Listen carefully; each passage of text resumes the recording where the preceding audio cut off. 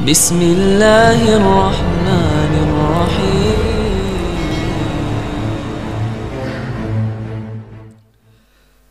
Di antara kondisi ulama-ulama kita dulu tuh, dibilang mereka nih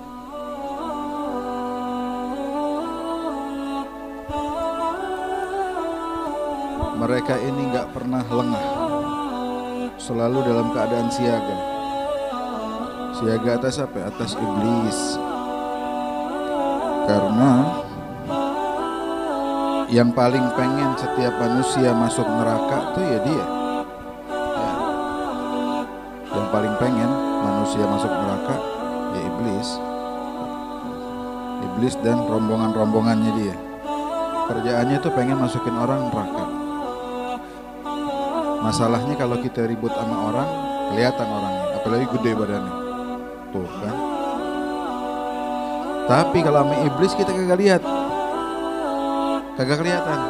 Cuma biar kita tahu tuh iblis merangin kita, strateginya jitu banget. Ya, sampai-sampai kalau dia nggak bisa datang, nggak bisa langsung, tuh dia kirim pasukan-pasukannya dia itu. Ya, dikirim benar-benar. Ya, sehingga orang-orang dulu dia benar-benar jaga kondisinya dia. Dibilang adamul ghaflah an muharabati iblis, gak pernah lengah untuk memerangi ya dalam kuda-kuda yang pas tuh. Kalau orang belajar silat ada kuda-kudanya, kuda-kuda yang paling kuat untuk ngejaga jangan sampai iblis masuk ngegodain dia. Bahkan mereka nih selalu melihat ya, karena metode iblis untuk memerangi manusia itu berkembang dengan perkembangan zaman dan waktu. Maka mereka pun begitu ya, cari tahu apa lagi nih modelnya nih, dia mau nyerang dari sisi apa lagi nih ya. Sehingga setiap sisi itu ketutup duluan. Oh, subhanallah, Nabi Muhammad udah ngabarin semuanya. Dan ulama-ulama kita, para pewaris Nabi Muhammad, ngabarin sama kita gimana perkembangan daripada metode peperangan dari iblis ya. Sampai dibilang tuh dalam hadis Rasulullah bilang iblis tuh punya singgasana di laut ya, punya kerajaan. Tiap hari mutus pasukan perang, tiap hari ya. Terus siapa yang punya kedudukan paling tinggi, paling dekat dengan rajanya nih, namanya iblis. Adalah orang atau ini setan nih, ya, anak buahnya yang paling bisa bikin fitnah besar sama manusia. Dia yang paling dekat sama iblis. Kita cuma bisa lihat hasilnya. Ya, ini zaman dulu udah kayak begini, gimana zaman kita? Wah, acak adut semuanya. Ada tuh iblis yang berhasil ngegangguin kita orang Indonesia nih. Wah, itu syaitan kecil tadinya dia tuh, bukan siapa-siapa. Sekarang jadi punggawa tuh di kerajaan iblis. Kenapa? Sukses bukain fitnah yang besar buat kita dengan hal-hal yang kecil. Dibilang dulu tuh Al-Imam Muhammad Wahab ibn Munabbih, dia bilang sampai kabar pada kita bahwa iblis tuh pernah bilang sama Allah, ya Rabb, ente lihat nggak tuh orang-orang yang ngaku hambanya ente cinta sama ente bener, tapi di balik cintanya itu dia tetap aja bikin maksiat. Kalau ke aneh, bilangnya benci, kesel ya. Kalau haji timpukin terus, bukan 1-2 biji, 7 kali 3 kali berapa lagi tuh, kali 2 42 tambah 7 49 biji ditimpukin. Cuma dibalik kebencian dia dengan aneh, kata iblis nih, tapi dia masih nurut sama aneh. Nurut. Cuman lihat Allah subhanahu wa ta'ala begitu, yang nyiptain kita kasih sayangnya besar banget ya, kasih sayangnya besar banget.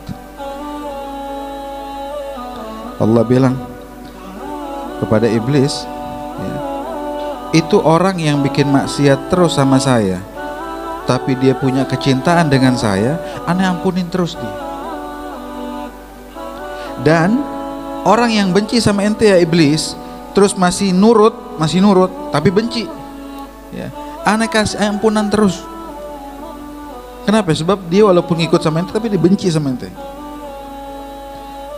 Ini kalimat ada teka-teki di dalamnya, cinta sama Allah, benci sama iblis. Kayaknya kalau kita ngerenung sedikit, kita bakal ngerasain apa sih sedikit maksud dari kalimat itu.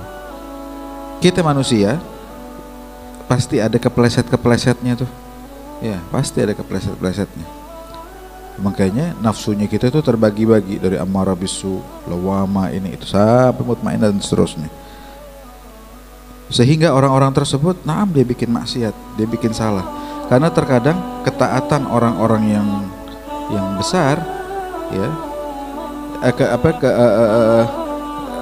ketaatan orang-orang yang kecil nih, kayak model kita nih gini nih kecil, itu kalau dibanding dengan dikerjain sama orang-orang yang besar, para aulia sholihin, itu dihitungnya kesalahan besar.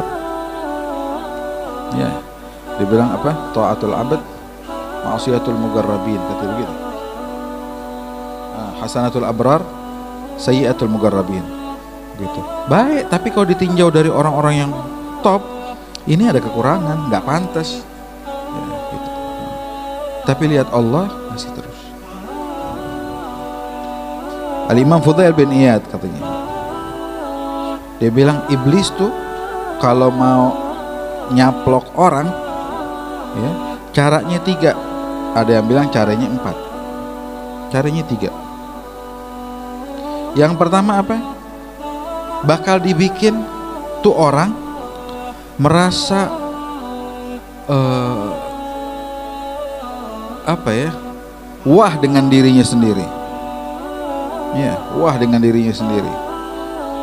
Kalau bahasa itu tuh dilek terus tuh, dia ngelek dirinya sendiri, wah bagus, aneh nih, wah seneng sama dirinya, i'jab nafsi. Yang kedua, ngerasa amalnya tuh banyak,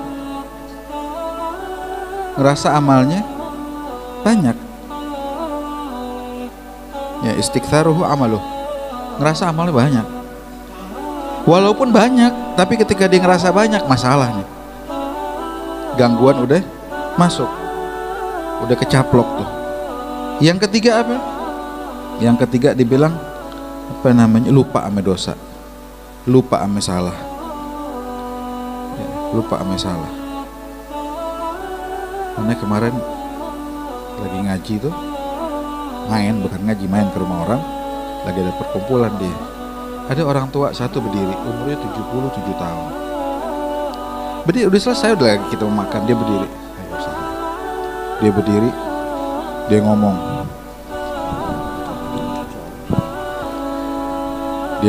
ngomong. Dia kenalan sama orang-orang situ, dia bilang, "Syufta, kalau ketemu di pinggir jalan, apa yang tegorin aneh?" Ya.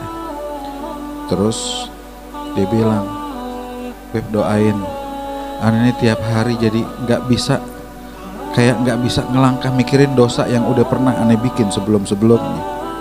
Gitu. Terkadang kalau bangun malam kita mau doa apa bingung, akhirnya ingat dosa, kita nangis terus. Ini orang tua bilang begitu. Aneh bilang, alhamdulillah kita masih ingat ame dosa. Mudah-mudahan tuh dosa belum ditulis sama Allah Subhanahu wa taala. Ya. Masalahnya banyak orang kita lupa ame dosa. Dosa insya Allah sebanyak apapun juga diampuni sama Allah.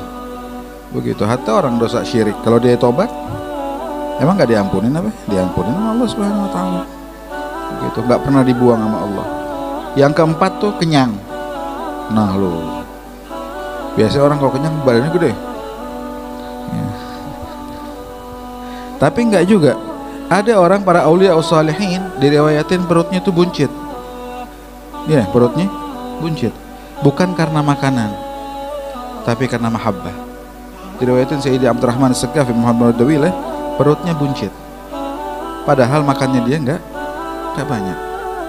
Ya, mudah-mudahan kita juga yang begitu ada mahabbah juga deh. Ya. Nah, Nah, terus dibilang Al-Imam Wahab bin Munabbih juga bilang cerita, hati-hati, dia bilang, hati-hati, jangan kita itu kalau lagi di tempat yang rame orang, lagi action, jangan kita kayak orang yang mau perang yang banget, tapi kalau lagi sendirian, kita temenin, ya, lagi rame-rame, kita musuhin, ya, wah semangat banget, laknatullah, iblis, wah rame deh. Pas lagi sendiri, dia yang nyamperin, dia yang deketin, dengan apa aja, hati-hati tuh, ya. Sebab dibilang orang yang ngabisin akhir malamnya tuh, dia tidurnya dia tuh setelah bikin maksiat yang begitu ini, dia bilang syaitan, siapa itu? Bata syaitan li ajlihi arusan. Apa itu? Syaitan sama.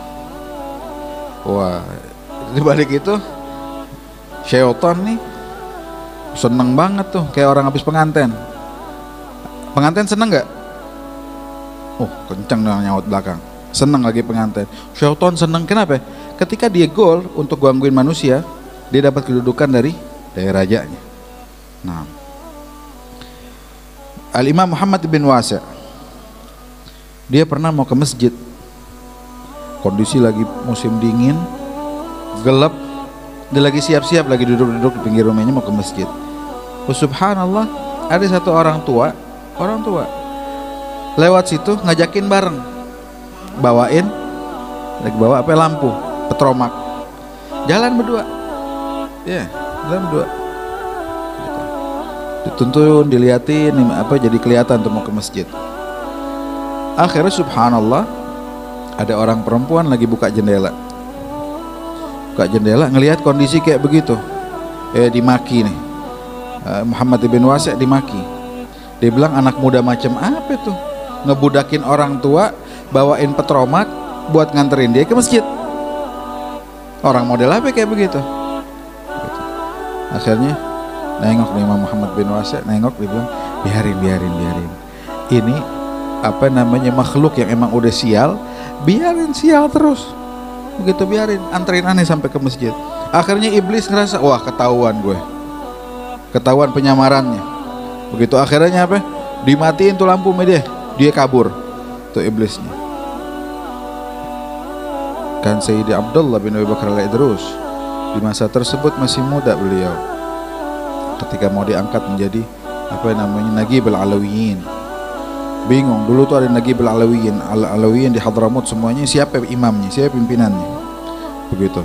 Akhirnya kata Al-Imam Muhammad Jamal al-Lail, dia bilang, khalas, besok bikin acara di Masjid Ba'alawi. Nanti ana yang tunjuk siapa pimpinan Al-Ba'alawi di masa sekarang. Hadza Imam Muhammad Jamal al-Lail, dia tuh banyak nundukin syaitan. Ya, tunduk sama dia. Ada satu nih, disuruh lu besok dandan jadi ulama. Dandan jadi pakai casing ulama. Wah, dandan deh, sehabis-habisnya udah pakai semuanya. Duduk sebelahnya ntar. Semua orang datang. Ketika pada datang masuk Masjid Ba'alawi, ketemu Al-Imam Abdullah al-Idrus, terus sebah juga sama dia nih. Ulama besar, casingnya. Udah penuh masjid, nggak lama datang Al-Imam Abdullah bin Abi Bakar al-Idrus, umurnya masih belia saat itu. Masuk, diriwayatin tuh sendalnya nggak taruh di depan, dikempitin, diketeknya. Jalan maju ke depan, cium tangan sama Imam Muhammad Jamal al-Lail. Habis cium tangan, dia diri ke sebelahnya nih, ke casingan ulama nih. Di situ dibuka sendalnya, ditabokin nih orang.